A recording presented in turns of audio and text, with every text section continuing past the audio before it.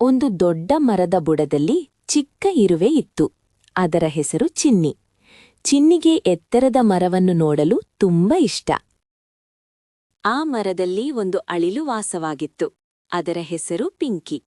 ಪಿಂಕಿ ಯಾವಾಗಲೂ ತುಂಬಾ ಸಂತೋಷದಿಂದ ಇರುತ್ತಿತ್ತು ಮತ್ತು ಓಡಾಡುತ್ತಿತ್ತು.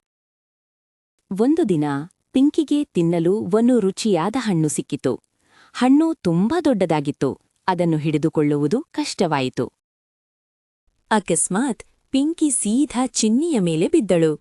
ಚಿನ್ನಿ ಭಯದಿಂದ ಎದ್ದೇಳಲು ಪ್ರಯತ್ನಿಸಿತು. ಕ್ಷಮಿಸು ಚಿನ್ನಿ, ನನಗೆ ಗೊತ್ತು ನೀನು ನನ್ನನ್ನು ನೋಡ್ಲಿಲ್ಲ, ಪಿಂಕಿ ಬೇಗನೆ ಹೇಳಿದಳು. ಚಿನ್ನಿ, ಪರವಾಗಿಲ್ಲ ಪಿಂಕಿ, ಆದ್ರೆ ಹಣ್ಣೆಲ್ಲಿ ಹೋಯಿತು ಎಂದು ಕೇಳಿತು. ಹಣ್ಣು ಮರದ ಬೇರುಗಳ ನಡುವೆ ಸಿಲುಕಿಕೊಂಡಿತ್ತು. ಪಿಂಕಿಗೆ ಹಣ್ಣನ್ನು ಹೊರತೆಗೆಯಲು ಸಾಧ್ಯವಾಗಲಿಲ್ಲ. ಜಾಗ ತುಂಬಾ ಕಿರಿದಾಗಿತ್ತು. ಹೊರತೆಗೆಯಲು ಸಾಧ್ಯವಾಗಲಿಲ್ಲ. ಜಾಗ ತುಂಬಾ ಕಿರಿದಾಗಿತ್ತು. ನೀನು ಒಂದು ಕಡೆಯಿಂದ ತಳ್ಳು, ನಾನು ಇನ್ನೊಂದು ಕಡೆಯಿಂದ ದಾರಿಯನ್ನು ಸ್ಪಷ್ಟಗೊಳಿಸುತ್ತೇನೆ, ಚಿನ್ನಿ ವಿವರಿಸಿತು.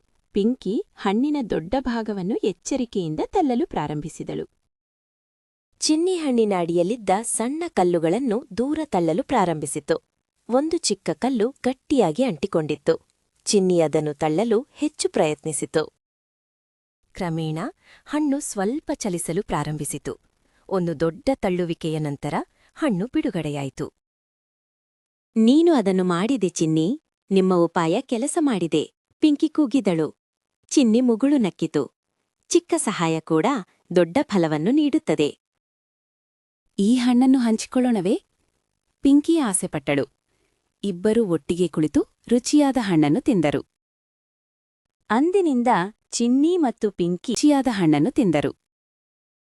ಅಂದಿನಿಂದ ಚಿನ್ನಿ ಮತ್ತು ಪಿಂಕಿ ಉತ್ತಮ ಸ್ನೇಹಿತರಾದರು. ಪಿಂಕಿ ಚಿನ್ನಿಯನ್ನು ಪ್ರಶಂಸಿಸುತ್ತಾ, ಸಣ್ಣವರಾದ ನೀನು ತುಂಬಾ ಬುದ್ಧಿವಂತ ಎಂದಳು. ಗಾತ್ರವು ಮುಖ್ಯವಲ್ಲ, ನಮ್ಮ ಸಹಾಯ ಮಾಡುವ ಮನಸ್ಸು ಮುಖ್ಯ. ಚಿಕ್ಕ ಸಹಾಯ ಕೂಡ ಯಾವಾಗ್ಲೂ ದೊಡ್ಡ ಸಂತೋಷವನ್ನು ತರುತ್ತದೆ.